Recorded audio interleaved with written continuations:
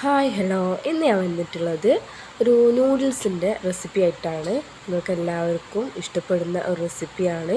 അപ്പോൾ എൻ്റെ ഈ ചാനൽ ആരെങ്കിലും സബ്സ്ക്രൈബ് ചെയ്തിട്ടില്ല എന്നുണ്ടെങ്കിൽ പ്ലീസ് ഒന്ന് വേഗം തന്നെ സബ്സ്ക്രൈബ് ചെയ്യുക. സബ്സ്ക്രൈബ് ചെയ്യുമ്പോൾ അതിന് തൊട്ടടുത്തൊരു കുഞ്ഞു ബെല്ലൈക്കൺ കൂടെ ഉണ്ടാവും. അതും കൂടെ ഒന്ന് പ്രസ് ചെയ്ത് ഓൾ എന്ന ഓപ്ഷൻ സെലക്ട് ചെയ്യുക. എങ്കിൽ മാത്രമേ ഞാൻ വീഡിയോസ് അപ്ലോഡ് ചെയ്യുമ്പോൾ നോട്ടിഫിക്കേഷൻ വരിക അപ്പോൾ തന്നെ കാണാൻ സാധിക്കുള്ളൂ. അപ്പോൾ ഞാൻ ഇന്ന് തയ്യാറാക്കാൻ പോകുന്നത് ഇതുപോലെയൊരു നൂഡിൽസ് റെസിപ്പിയാണ്. അപ്പോൾ നമുക്ക് ഒട്ടും തന്നെ ലേറ്റാകാതെ വീഡിയോയിലോട്ട് പോകാം. ഇതിനായിട്ട് നമ്മളൊരു ഫ്രൈ പാന് അടുപ്പത്ത് വെക്കുക. അതിലോട്ട് നമ്മൾ 1.5 കപ്പ് വെള്ളം ചേർത്ത് കൊടുക്കുക.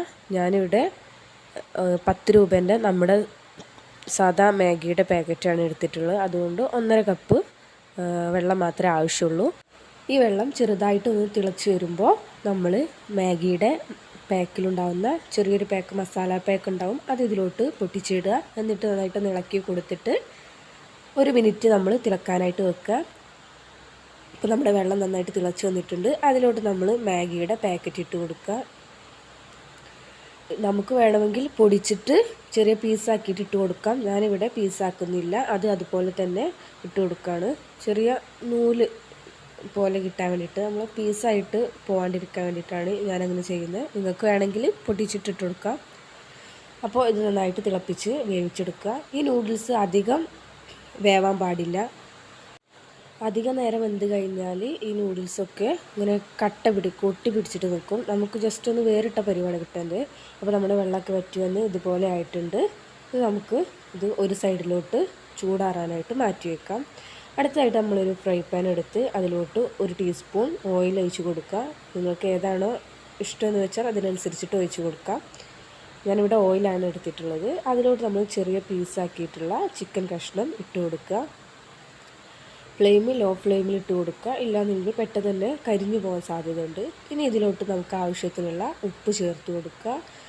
കുറച്ച് മാത്രമേ ചിക്കൻ എടുത്തിട്ടുള്ളൂ, അതുകൊണ്ട് അതിന് കുറച്ച് മാത്രമേ ഉപ്പ് ചേർക്കുന്നുള്ളൂ.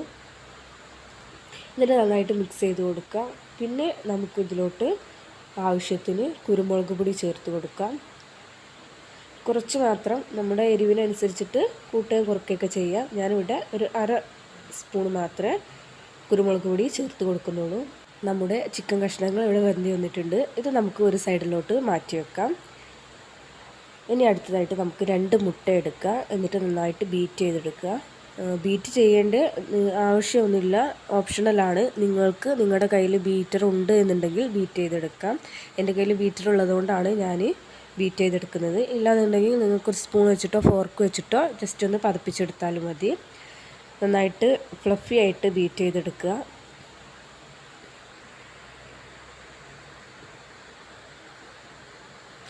അപ്പോൾ നമ്മുടെ എഗ്ഗ് ഇവിടെ നന്നായിട്ട് ബീറ്റ് ചെയ്ത് വന്നിട്ടുണ്ട്, നല്ല ഫ്ലഫി ആയിട്ടുണ്ട്. ഇനി നമുക്ക് നേരത്തെ എടുത്ത് വെച്ച അതേ പാനിലോട്ട് ഒരു 1/2 ടീസ്പൂൺ എണ്ണ ഒഴിച്ചിട്ട് നമുക്ക് ഈ ബീറ്റ് ചെയ്ത് വെച്ച എഗ്ഗ് അതിലോട്ട് പതുക്കെ ഒന്ന് ഒഴിച്ച് കൊടുക്കാം.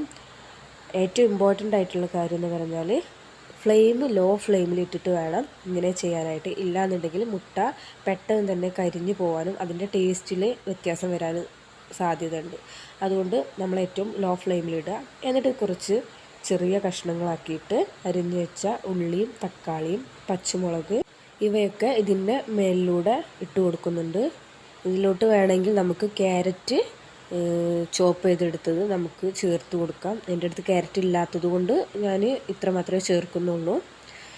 പിന്നെ നമ്മൾ നേരത്തെ മാറ്റി വെച്ച ചിക്കൻ പീസ് ഇതിൻ്റെ മേലിലൂടെ ഇട്ട് കൊടുക്കുക. നിങ്ങൾക്ക് ആവശ്യത്തിനനുസരിച്ചിട്ട് ചിക്കൻ്റെ പീസ് കൂടുതൽ ഇട്ടെടുക്കാം.